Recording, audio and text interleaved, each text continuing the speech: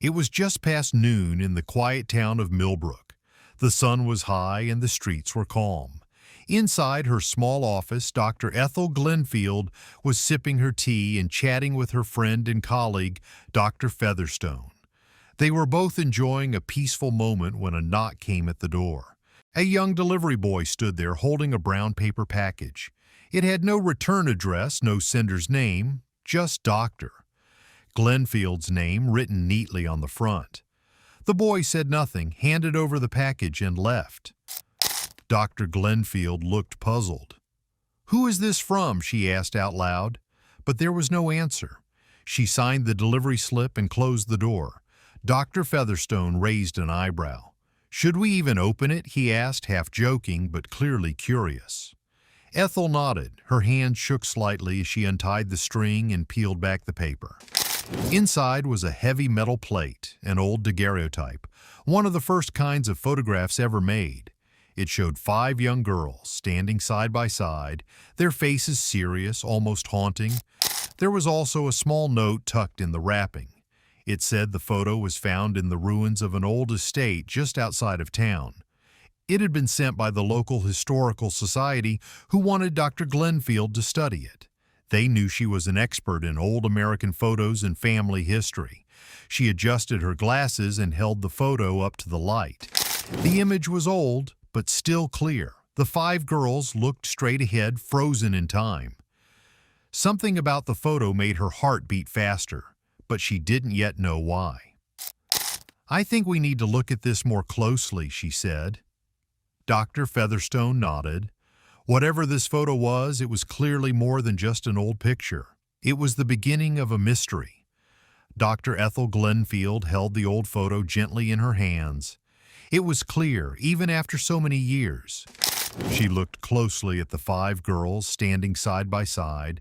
They were dressed in simple clothes that looked old, dusty, and worn out, as if they had been working or had just come from outside. Each girl had a different look on her face. One seemed curious, as if she was interested in the camera. Another looked proud, standing tall with her chin slightly raised. One looked sad or serious, her eyes full of thought. Another girl had a calm, wise look, while the last one had a gentle smile, almost like she was trying to make the others feel at ease. Dr. Ethel felt something strange inside her. These faces felt familiar, even though she was sure she had never seen them before. It wasn't just their faces, it was the way they stood close together, the way their shoulders touched. It looked like they cared for each other deeply, maybe even like sisters. "Wanting to see more, Doctor?" Ethel picked up her magnifying glass. Slowly and carefully, she moved it over each girl's face, her clothes, her hands. She studied the details. How one girl was holding her fingers tightly, how another had her dress wrinkled near the waist, and how one girl leaned ever so slightly toward another, like she was protecting her. She said nothing yet, but her heart was starting to race. There was more to this picture than it seemed. These weren't just random girls in an old photo. They had a story, and Dr. Ethel was determined to find out what it was. Dr. Ethel couldn't stop thinking about the photo. The girls looked so close, like family. She wanted to know who they were. So she walked over to her bookshelf and pulled out a large, heavy book filled with old town records, birth dates, family trees, and local stories from Millbrook's past. She flipped through the pages carefully, searching for families with 5 daughters born around the same time. After a few minutes, she stopped. There it was, the Clifton family. According to the records, the Cliftons had 5 daughters, all born between 1830 and 1833, just like the girls in the photo. Their names were Edna, Lucy, Mabel, Kate, and Rose. As she read more, something caught her eye. The record said that Rose was adopted. She had been born to a freed Salve woman who sadly died during childbirth. The Clifton family, who were Quakers, people known for believing in peace and equality, took Rose in and raised her as one of their own daughters. They treated her no differently than the others. To them, Rose was truly part of the family. Ethel smiled softly. So that's why the girls looked so close in the photo, she whispered. She continued reading. The Clifton sisters were well loved in Millbrook. People remembered them for their kindness, their helpfulness, and their beautiful music. The five girls often sang and played music together at community events and church gatherings. But then Ethel's smile faded, her eyes filled with sadness as she read the final line. In the winter of 1847, the Clifton family's home caught fire. The fire was terrible, and all five daughters and their parents died that night. The whole town was heartbroken. Dr. Ethel closed the book slowly. She now knew who the girls were, but she also knew that their story had been lost and forgotten for many years. Until now. Dr. Ethel kept looking at the photo, but something was bothering her. These girls were from a good family, she said softly. Why do they look like this? She leaned in closer. Their faces were dirty, with smudges of dust on their cheeks and foreheads. Their clothes were wrinkled and worn, not neat and clean like you would expect from daughters of a respected family. Even more, their body language felt strange. They didn't stand relaxed or happy. Some of the girls looked tense, like they were worried or tired. One girl's hands were clenched tightly. Another girl's shoulders looked stiff, like she had been standing too long. Their eyes didn't sparkle. Instead, they seemed heavy with emotion, maybe sadness or stress. Dr. Featherstone, who had been sitting quietly beside her, picked up the magnifying glass and took a turn, looking closely. "Wait a moment," he said, squinting at the background behind the girls. "Look back here." Ethel leaned over to see what he was pointing at. In the background, which had looked blurry at first, they could now see more children. These children were also standing still, some looking at the camera, others looking away. But what stood out was their clothing. Like the girls in front, they were dressed in ragged, dirty clothes. Their shirts were torn, their pants too short, their shoes mismatched, or missing altogether. "These don't look like children from a party or a school," Dr. Featherstone said quietly. "They look like they've been through something difficult." Ethel nodded slowly. She felt a chill go down her spine. Something was wrong with this photo. It didn't match the story of a happy, wealthy family. Something was missing, something that didn't make sense yet. But deep inside, Ethel knew this picture was trying to tell them something much bigger. Dr. Ethel turned the old photo carefully in her hands, checking every corner. As she tilted it under the light, something small caught her eye, tiny scratches near the bottom corner of the photo plate. She grabbed her strongest magnifying glass and leaned in. The marks were hard to see, but there they were, numbers and a date etched right into the glass. It said, 8/15/1846. Ethel sat back in her chair, her mind racing. "That's a date," she said aloud. "August 15th, 1846. Dr. Featherstone looked up. "That's more than a year before the house fire," he said, surprised. They were both silent for a moment. The photo had been taken before the Clifton family died in the fire. So why did the girls in the picture look so tired, dirty, and sad? Ethel thought about it carefully. The Clifton family was known to be well off. They had money, a nice home, and were respected in the town. Their daughters were raised with love and care. But in this photo, the girls looked like they had been sleeping outside or working very hard. Their faces showed signs of stress and exhaustion. It didn't make sense. Why would girls from a wealthy, kind family look like they were living rough? Ethel wondered aloud. She stared at the photo again, her eyes scanning every detail. The dirt, the expressions, the background children. There had to be a reason. This wasn't just a family picture. It had to be evidence of something important, something hidden in history. And now, with the date scratched into the corner, the mystery had grown even deeper. Dr. Ethel couldn't stop thinking about the date on the photo, August 15th, 1846. And how the girls looked in it. She was sure the photo was hiding something big, so she turned to another set of records, Millbrook's old newspapers and archives. These were full of articles, letters, and reports from the 1800s. She sat at her computer searching the digital records using keywords like Clifton, 1846, and children. For a while, there was nothing unusual, but then she found something that made her stop and stare. It was a local newspaper article from 1846. The title read, "Local Family Uncovers Secret Holding House for Children." Her heart began to race as she read on. The article explained that in the summer of 1846, the Clifton family had discovered a hidden estate just outside of town. Inside, they found 14 children being kept in terrible conditions. These children were of different ages and backgrounds, some white, some black, and some mixed race. They had been taken from their families and were being held illegally, possibly to be sold or forced into hard labor. The Cliftons acted quickly. They reported the situation to the authorities, but help didn't arrive for 3 days. During that time, the Clifton daughters, Edna, Lucy, Mabel, Kate, and Rose, stayed at the site to take care of the children. They washed them, fed them, and comforted them, even though it was risky and hard. Dr. Ethel's eyes filled with tears. She could now understand the photograph. The dirt on their faces, the tired look, the children in the background, it all made sense. Then she found one more important detail. A traveling photographer named Jeremiah Hartwell had taken the photo. It wasn't just a keepsake, it was meant to be proof, legal evidence that the rescue had really happened. Ethel leaned back in her chair, stunned. This was not just a story about a kind family.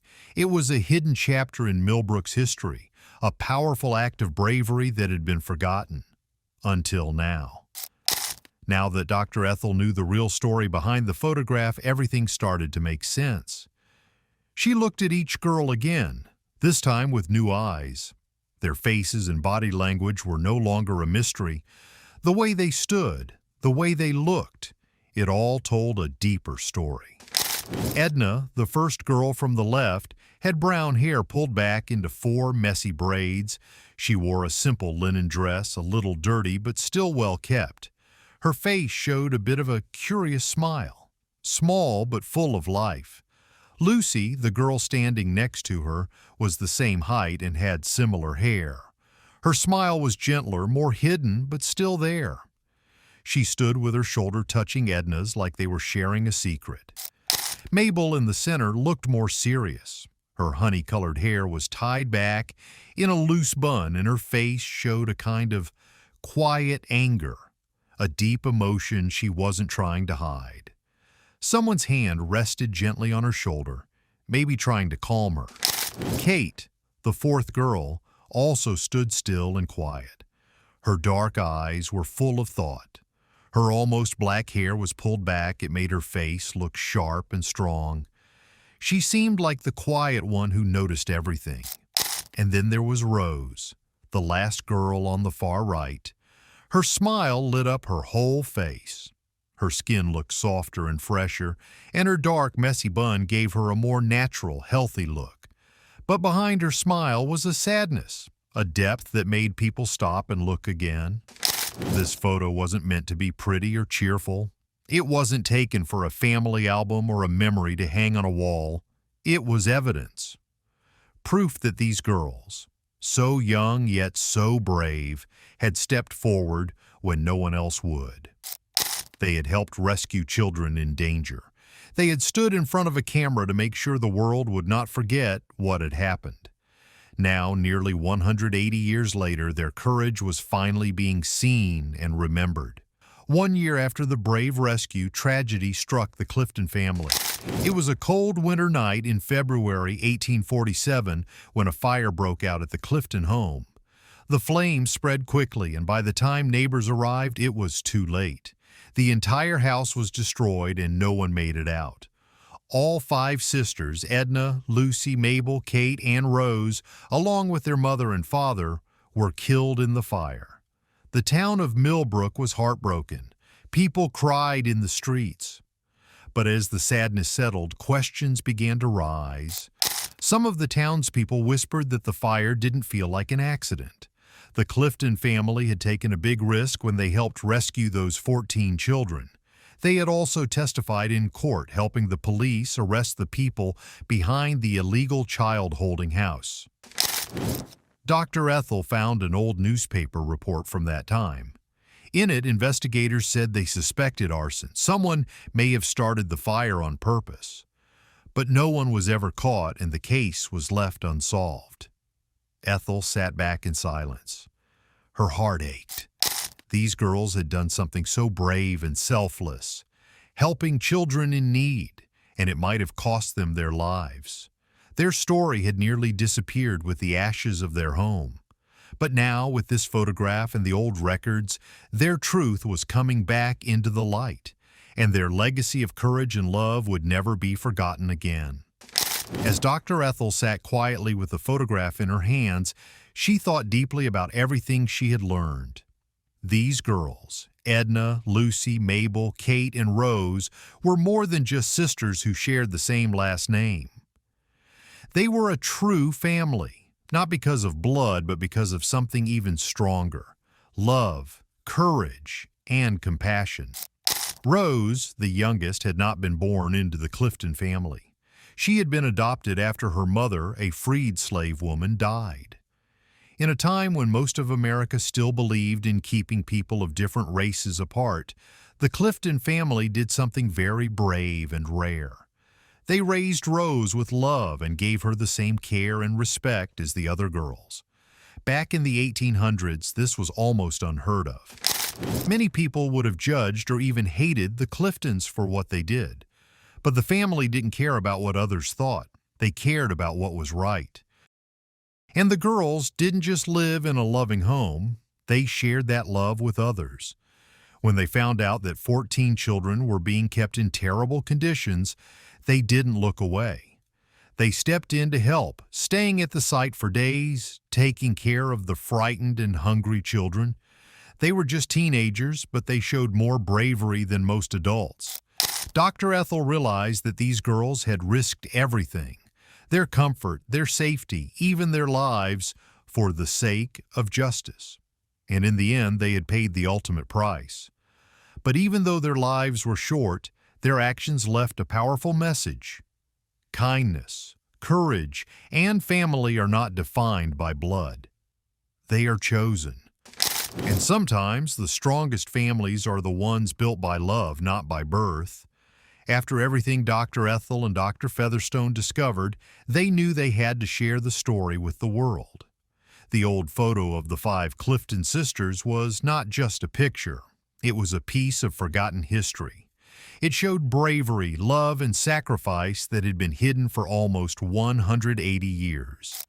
They contacted the local historical society, and together they planned a special exhibition.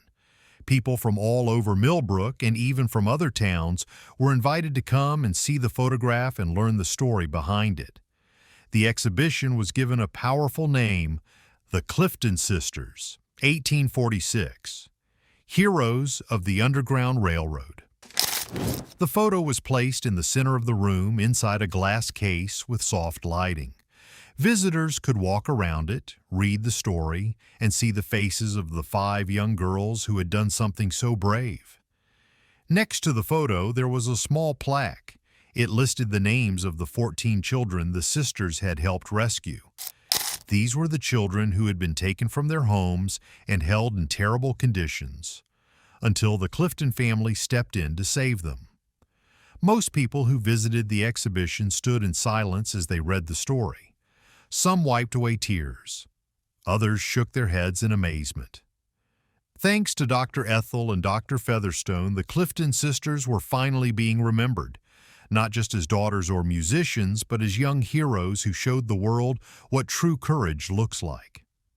Their photo, once forgotten in a dusty box, had become a symbol of hope, strength, and kindness, a hidden chapter in American history finally brought to light. If you enjoyed this video, don't forget to give it a thumbs up and hit that subscribe button. And let us know in the comments where in the world you are watching from. We love hearing from all of you. Thanks for watching.